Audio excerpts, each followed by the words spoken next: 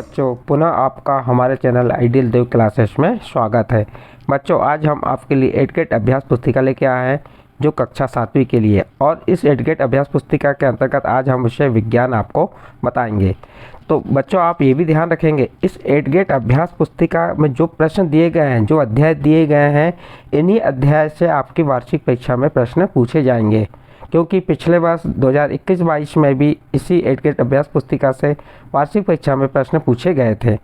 ठीक है बच्चों, चलिए देखते हैं कक्षा 7वीं विषय विज्ञान की अध्याय 5। अध्याय 5 में क्या दिया है? अम्ल, क्षारक और लवण। इसके अति लघु उत्तरीय प्रश्न देखेंगे। चलिए, पहला अति लघु उत्तरीय प्रश्न क्या है? नीले लिटमस पत्र को एक विलयन में डुबोया गया, यह नीला ही रहता है।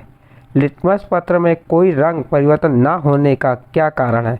प्रश्न एक बार फिर से रिपीट करके बता रहे हैं आपको।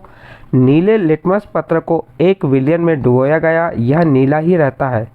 लिटमस पत्र में कोई रंग परिवर्तन ना होने का क्या कारण है? उत्तर देखिए, लिटमस पत्र में कोई परिवर्तन ना होने का कारण विलयन का उदासीन होना है। ऐसे पदार्थ ना तो अम्लीय होते हैं और ना क्षारकी। इस प्रकार से प्रश्न नंबर 1 कंप्लीट। प्रश्न नंबर 2 देखिए, कपड़ों पर लगे हल्दी के दाग को साबुन से धोने पर वह लाल हो जाता है, कारण स्पष्ट कीजिए।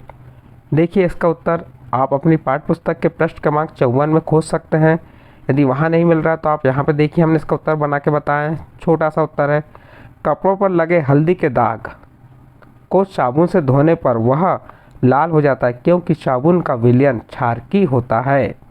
क्यों लाल हो जाता है? क्योंकि साबुन का जो विलयन होता है वो कैसा होता है? क्षारकी होता है।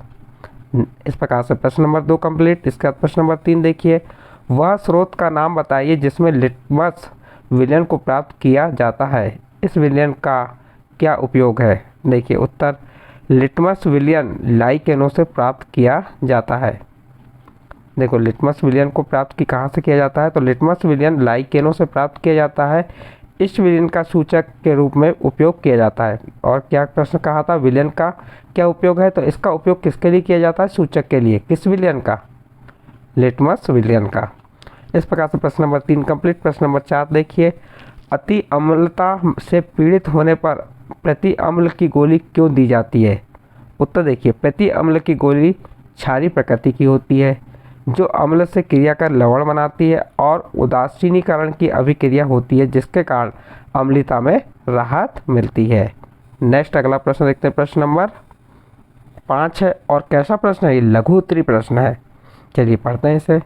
आपको 3 द्रव दिए गए हैं, जिनमें से एक संतरे का रस है, दूसरा चूने के पानी का, व तीसरा शक्कर का विलयन है।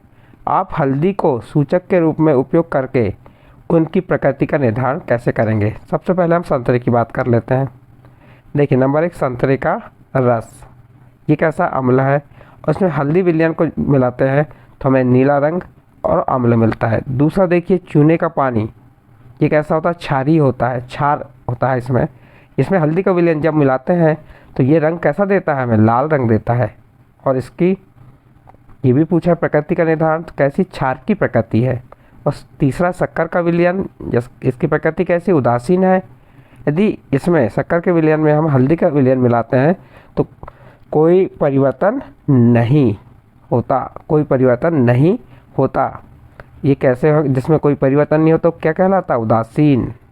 नेक्स्ट प्रश्न नंबर 6 देखिए, कारखानों के अपशिष्ट को जलाशय में प्रभावित करने से पहले उदासीन क्यों किया जाता है? उत्तर हो जाएगा, कारखानों के अपशिष्ट में अम्लीय पदार्थ मिश्रित होते हैं।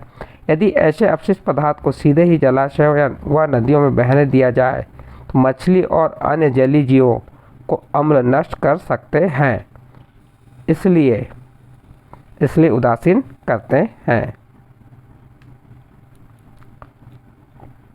यहाँ पे थोड़ा सा शब्द कट गए, ध्यान दीजिएगा। बहने दिया जाए तो यहाँ पे क्या पढ़ेंगे? तो मछली एवं अन्य अम्लीय जीवों को अम्ल नष्ट कर सकते हैं, इसलिए यहाँ पे क्या आ जाएगा? इसलिए थोड़ा सा यहाँ सुधार कर लेंगे। यहाँ पे आ जाएगा आपका तो, यहाँ पे क्या लिख लेंगे? तो, और यहाँ पे क्या लिखेंगे? इसलिए। यहाँ पे ए लिख देंगे आप। नेक्स्ट अगला प्रश्न देखते हैं। प्रश्न नंबर 7, लिटमस पत्र के द्वारा आप अम्ल व क्षारकों की पहचान कैसे करेंगे? देखिए इसका उत्तर, लिटमस एक प्राकृतिक सूचक है। जब इसे अम्लीय विलयन में मिलाया जाता है तो यह लाल हो जाता है, और जब क्षारीय विलयन में मिलाया जाता है तो यह नीला हो जाता है। इस प्रकार से प्रश्न नंबर 7 यहाँ पे कंप्लीट। प्रश्न नंबर 8 देखिए, निम्न तालिका को पूर्ण कीजिए।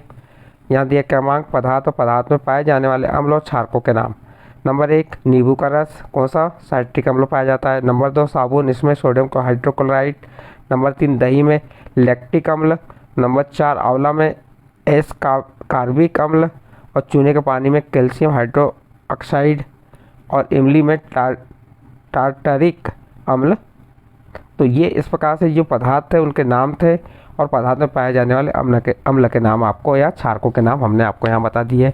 नेक्स्ट प्रश्न है दीर्घोत्तरी। प्रश्न नंबर 9 उदासीनीकरण अभिक्रिया को उदाहरण सहित समझाइए। उत्तर देखिए, क्या पूछा? उदासीनीकरण अभिक्रिया को उदाहरण सहित समझाइए। इसमें दिया किसी अम्ल और किसी क्षार के बीच होने वाली अभिक्रिया उदासीनीकरण कहलाती है। इस प्रक्रम में ऊष्मा के उन्मुक्त होने के साथ साथ लवण और जल निर्मित होता है, जिसमें अम्ल व क्षार का समान मात्रा में होना आवश्यक है। अब इसका उदाहरण भी हमने यहाँ बना के बताया। देखिए HCl प्लस NaOH, ये क्रिया करके क्या बनाएंगे? NaCl प्लस H2O प्लस ऊष्मा। इस प्रकार से इसका समीकरण बना के बता दिए। प्रश्न सेकंड नंबर देखिए, चींटी के काटने पर त्वचा पर क्लेमाइन का विलयन क्यों लगाया जाता है? उत्तर देखिए, जब चींटी काटती है तो यह त्वचा में अम्लीय द्रव डाल देती है। जब चींटी काटती है तो यह क्या करती है? तो हमारी जो त्वचा होती है उसमें अम्लीय द्रव डाल देती है। डंक के प्रभाव को नमीयुक्त खाने का सोडा, जैसे सोडियम हाइड्रोकार्बोनेट कहते हैं, अथवा क्लेमाइन विलयन मलकर उदासीन किया जा सकता है, जिसमें जिंक कार्बोनेट होता है। नेक्स्ट अगला प्रश्न देखते हैं, प्रश्न नंबर 10। इम्पॉर्टेंट प्रश्न है ये पेपर के दृष्टिकोण से। क्या कह रहा है? अम्ल और क्षार में अंतर स्पष्ट कीजिए। एक साइड अम्ल लिख दीजिए, एक साइड क्षार। देखते हैं अंतर, इसमें अंतर क्या है। पहला अंतर, अम्ल स्वाद में खट्टे होते हैं। यहाँ पे हम आ गया है, आप इसको क्या पढ़ेंगे? अम्ल, या यहाँ क्या पढ़ लेंगे? इसको काट देंगे आप इस प्रकार से। ये क्या है आपका? अम्ल। क्या लिखेंगे यहाँ पे? अम्ल। थोड़ा सा प्रिंटिंग मिसिंग है यहाँ पे, आप सुधार कर लेंगे। अम्ल स्वाद में खट्टे होते हैं, क्षार स्वाद में कड़वा या कसीला होता है। पहला अंतर क्या हो गया? अम्ल स्वाद में कैसे होते हैं? खट्टे, और क्षार स्वाद में कड़वा होता है। दूसरा अंतर, अम्ल नीले लिटमस पेपर को लाल कर देते हैं। अम्ल क्या करते हैं? नीले लिटमस पेपर को लाल कर देते हैं, और क्षार में देखिए, क्षार लाल लिटमस पेपर को नीला कर देते हैं। दूसरा अंतर कंप्लीट। तीसरा अंतर में हमने उदाहरण बताया है कि अम्ल के उदाहरण क्या क्या हैं। आंवला, नींबू, संतरा, इमली, अंगूर, ये सभी कैसे हैं? खट्टे हैं।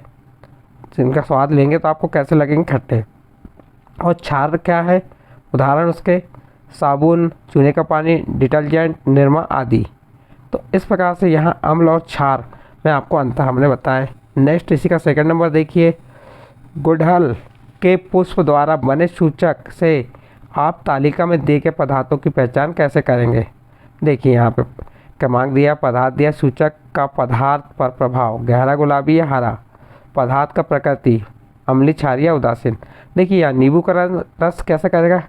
जब सूचक का पदार्थ पर प्रभाव पड़ेगा तो गहरा गुलाबी, और इसकी अम्लीय होगी। इसकी प्रकृति कैसी? अम्लीय। शैम्पू में हरा रंग होगा और इसकी प्रकृति कैसी है? क्षारीय। शक्कर का विलयन कोई परिवर्तन नहीं होगा, और पदार्थ की प्रकृति कैसी होगी? उदासीन। नमक का विलयन में कोई परिवर्तन नहीं होगा और ये उदासीन होगा।